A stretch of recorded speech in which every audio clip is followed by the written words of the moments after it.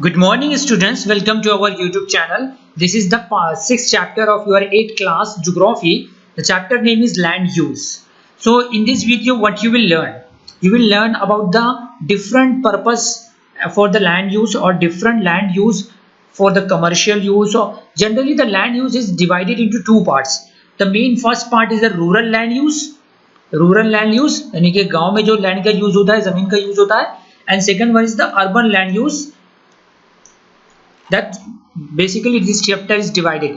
What you will learn after watching this video, you will learn कि land का use आपने देखा होगा कि डिफरेंट कई जमीन पर सिनेमैक्स बना हुआ है, कहीं प्ले ग्राउंड बना हुआ है, कभी कॉम्प्लेक्स बना हुआ है, कहीं सोसाइटी बना हुआ है, कहीं कॉलोनी बना हुआ है ना, कहीं गवर्नमेंट ऑफिसेस है, महानगर पालिका है. तो डिफरेंट पर्पस के लिए कैसे लैंड अलॉटमेंट होता है और कैसे मैप वगैरह बनाया जाता है, इस चैप्टर में आप ये सीखोगे. सो आपने कभी देखा होगा आपके फैमिली में या कोई इंजीनियर है, सिटी इंजीनियर है, कोई कंस्ट्रक्शन सिविल इंजीनियर है, तो मैप बनाते हैं, राइट. वो मैप में आपने देखा होगा आपके घर में पहले आप ऑब्जर्व कीजिए कि पहले हॉल होगा, फिर किचन होगा, बेडरूम होगा, ड्राइंग रूम होगा. तो यू कैन सी दैट अगर कोई बिल्डिंग बनने से पहले कच्चा एक मैप बनाया जाता है कि पहले प्लान किया जाता है कि यहाँ पे कॉरिडोर होगा या गेट होगा, यहाँ पे किचन होगा या बेडरूम होगा, लाइक दिस, है ना. ये डिफरेंट मैप्स आप देख सकते हो फॉर डिफरेंट पर्पस. ये रोड बनाने के लिए मैप है, ये गवर्नमेंट बिल्डिंग बनाने के लिए मैप है.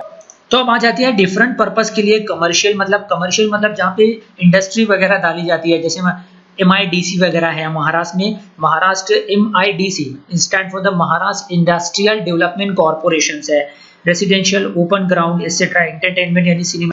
अब land use undergoes changes with time, यानी कि अगर बहुत से आपने देखा होगा कि आपके एरिया में कई जो आपके दादा के ज़माने में जो लैंड पे खेती की जाती थी, जो ज़मीन पे खेती की जाती थी, आज वहाँ पे बड़ी कॉम्प्लेक्स या शॉपिंग मॉल या कॉम्प्लेक्स बना हुआ है ना. तो वक्त के साथ लैंड का इस्तेमाल, ज़मीन का इस्तेमाल भी बदलता जाता है. As a man needs have increase the use of land for different purpose has also increase. Mineral rich land is use for mining, fertile plains are use for agriculture. Generally जो जरखेज ज़मीन है, एग्रीकल्चर, फर्टाइल लैंड है, तो वहाँ पे agriculture किया जाएगा. और जहाँ से मिनरल, जैसे फॉर एग्जांपल इंडिया में झारखंड है, बिहार है, जो यहाँ पर मिनरल बहुत ज़्यादा मिलता है, तो वहाँ खेती नहीं की जाती है, वहाँ पे माइनिंग की जाती है. तो हम rural use and urban use में देखेंगे. रूरल यूज में जनरली उस जमीन पे माइनिंग की जाएगी या एग्रीकल्चर किया जाएगा, right. In rural areas the agriculture is the main occupation. गाँव में क्या रहेगा, सबसे मेन ऑक्यूपेशन खेती बाड़ी रहेगी. आप अपने, अगर आप सिटी में रहते हो तो आसपास अगर देहात है तो वहाँ पे देख लो, वहाँ पे आपको खेत नजर आएगा. वहाँ पे गांव में रहने वाले, वहाँ पे बिल्डिंग कॉम्प्लेक्स, सिनेमैक्स वगैरह नजर नहीं आएगा. वहाँ पे छोटे छोटे झोपड़े नजर आएंगे, छोटे घर नजर आएंगे. This influence the location for the rural settlements and this settlements are located close to the agriculture fields and forest areas. Now अब आ जाता है कि रूरल में ही जो लैंड है, एरेबल लैंड है. अब एरेबल लैंड मतलब this is the land under cultivation, जहां पर मतलब एग्रीकल्चर एक्टिविटी चालू है, जहां पर कोई भी फसलें, कोई भी क्रॉप्स उगाई जा रही है. This land can be classified as per the ownership of the land and types of agriculture land. तो उसको एरेबल लैंड कहते हैं. You can see here the arable lands, right.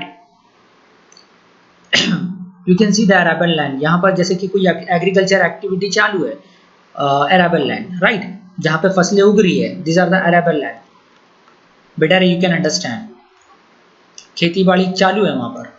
And दूसरा जो लेता है फॉलो लैंड. फॉलो लैंड पे क्या होता है कि कुछ पहले एग्रीकल्चर एक्टिविटी, मतलब कोई फसलें उगाई जा रही थी, crop was growing on that land but not used for at present, that land is not used for the agriculture purpose. तो फॉलो लैंड की मीनिंग क्या है? Fallow land, this is the agriculture land which is temporarily not in use. अभी के लिए वो use में नहीं है for the agriculture activity. In order to improve the fertility of the soil, the farmer doesn't use a part of his agriculture land for 1 or 2 season. तो fallow land उसको कहते हैं कि फार्मर वो लैंड को ऐसे छोड़ देता है एक आध साल के लिए, एक आध दो सीजन के लिए, ताकि उसकी फर्टिलिटी बढ़ जाए. एंड आखिरी में आता है forest land. A demarcated forest area is also a type of rural land use. वो दिस, अगर कोई फॉरेस्ट आता है तो फॉरेस्ट लैंड में, रूरल लैंड में अंदर आता है. The forest comprise of large trees, bushes, creepers and grass. तो फॉरेस्ट है क्या? आपको फॉरेस्ट में लार्ज ट्रीज है, बुशेस है, क्रीपर्स है. क्रीपर्स मतलब जो जैसे कि खीरे वगैरह है और कद्दू है, पंपकिन है, जमीन पे उगते हैं ना, क्रीपर्स, रेंगते हुए उगते हैं। ग्रास, घास वगैरह, they are also including forest. And last one आता है रूरल में ग्रास लैंड और pasture land. This land is under the ownership of village panchayat और द गवर्नमेंट। विलेज पंचायत है गांव में, गांव की गवर्नमेंट के हाथ में रहती है फॉर द ग्रेजिंग पर्पस, ताकि जानवर वहां पे घास फूस खा सके। This land belongs to the entire village, very little grass land is under the individual ownership. तो ये पूरे पूरे इंटायर विलेज की लैंड रहती है, यानी कि गवर्नमेंट लैंड रहती है। दूसरा आता है कि urban land use, there has been an increase. अब अर्बन में देखिए, आप देखते हो कि इंडस्ट्रीज रहती है, एमएनसीज रहती है, मल्टीनेशनल कंपनीज रहती है, मॉल्स रहते हैं, they are use for the commercial purpose. जैसे कि central business district, for example Mumbai में बांद्रा कुर्ला कॉम्प्लेक्स है। रेसिडेंशियल, उसके बाद आता है कि residential land use.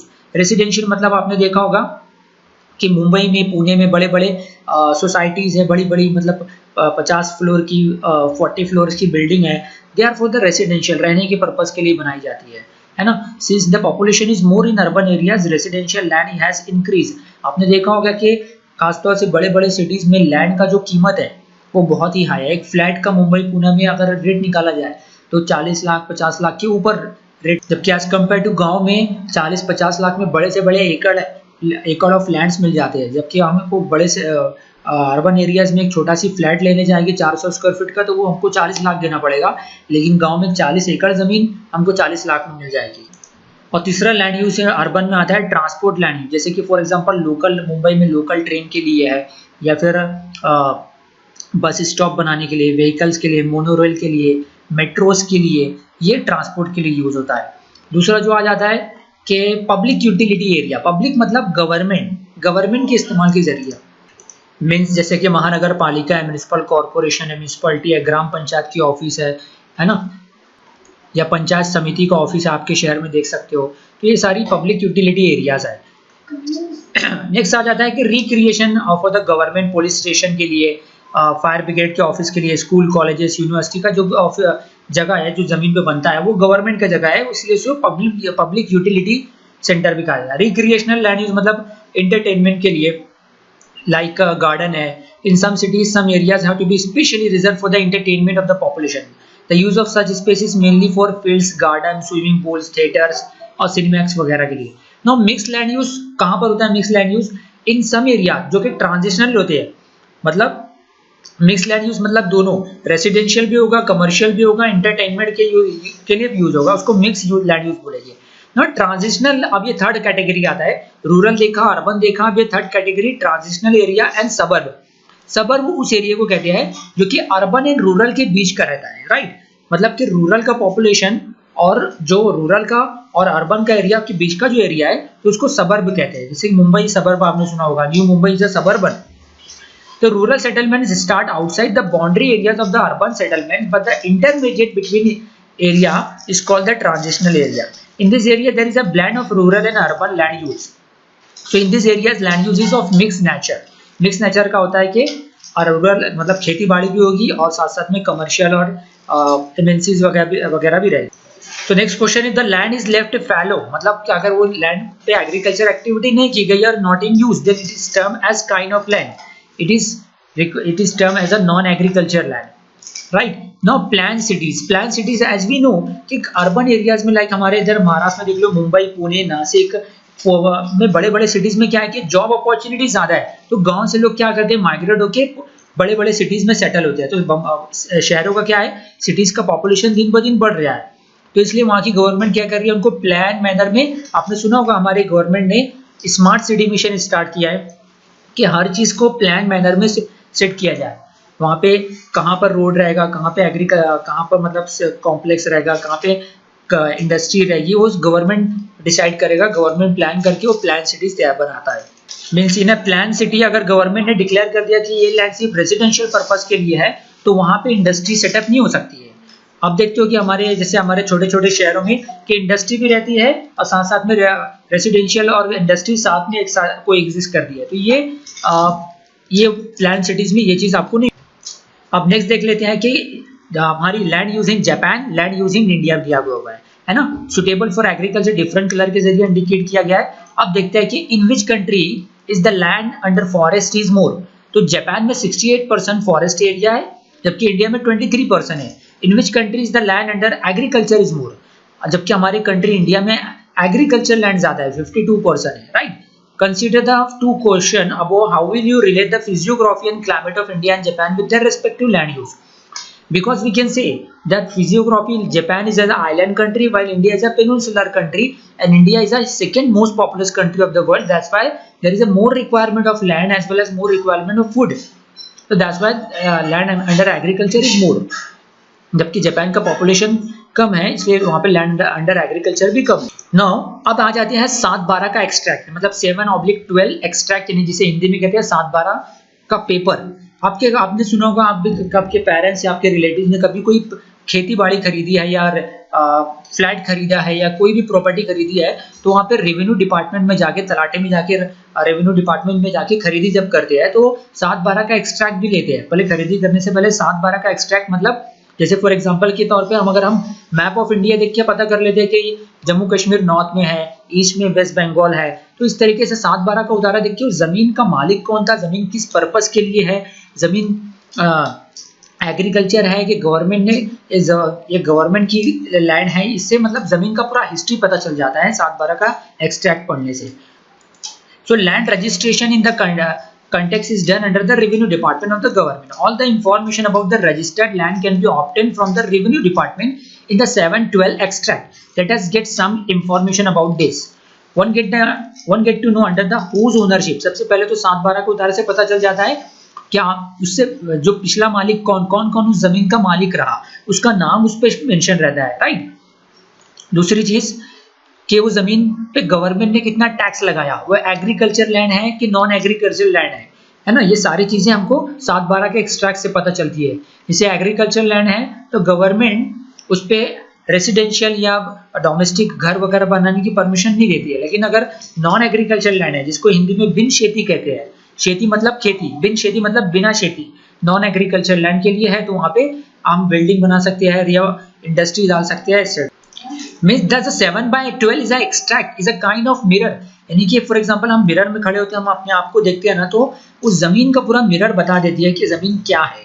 7/12 is a mirror of the about the land. This is because just by reading the extract sitting in one place one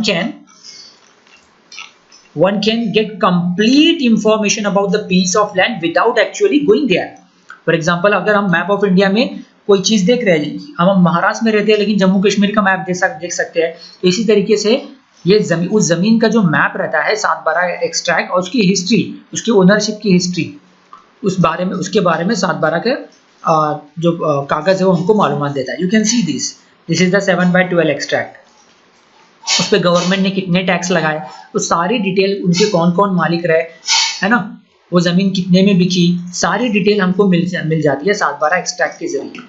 अब दूसरा question है कि हमको कैसे 7/12 का एक्सट्रैक्ट यानी 7/12 का उतारा जिसे हिंदी में कहते हैं वो कैसे पढ़ना चाहिए। Occupant class 1 means the land over which the ownership right are available through the generation.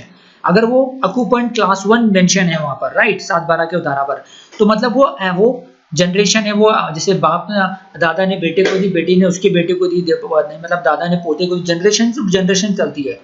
और ऑक्यूपेंट क्लास 2 अगर मेंशन है, the land is given by the government to the marginal farmers और लैंडलेस पीपल। तो मतलब वो government की जमीन थी, गवर्नमेंट ने गरीब किसानों को या बिगर जिनके पास जमीन नहीं थी उन लोगों को दे दी फ्री में।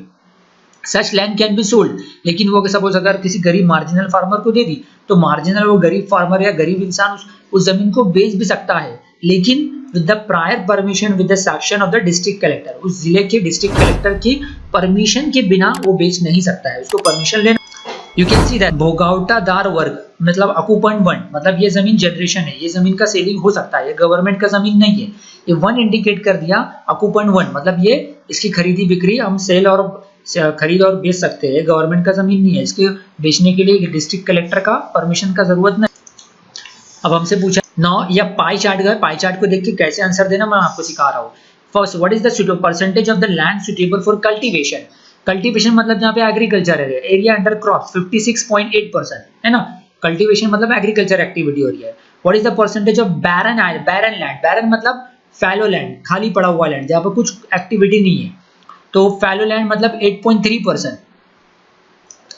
Next, what is the percentage of land under forest in Maharashtra. Land under forest, area under forest is 16.9%, right, आपको ऐसे आंसर देना है। Next question, what is the percentage of non agriculture land in Maharashtra? Non agriculture land in Maharashtra is 10.2%. तो now you can see that ये 2003 का satellite image है, 2010 का, 2017 का, मतलब हर 7 सालों का गैप से ये इमेज लिया गया। नागपुर का कोई विलेज है हिंगना करके इन अ डिस्ट्रिक्ट नागपुर। तो यहाँ पे देखिए आप अर्बन पॉपुलेशन बढ़ता because of urbanisation, because Nagpur is a urban city. तो हिंगना विलेज के जो था तो नागपुर एक्सपांड हो रहा है, एक सिटी एरिया। आप भी देखते हो कि आपके शहर में पहले म्यूनिसिपैलिटी थी, फिर महानगर पालिका आ गया, हमारा शहर भी धीरे धीरे बढ़ रहा है एंड अर्बन एरिया बन रहा है। So I hope you understand all the concept about this chapter. If you have doubt you can ask me in a comment section and please don't forget to like this video. इस video को like कीजिए, ज्यादा से ज्यादा share कीजिए ताकि ज्यादा से ज्यादा स्टूडेंट्स का फायदा हो सके इस लॉकडाउन पीरियड में।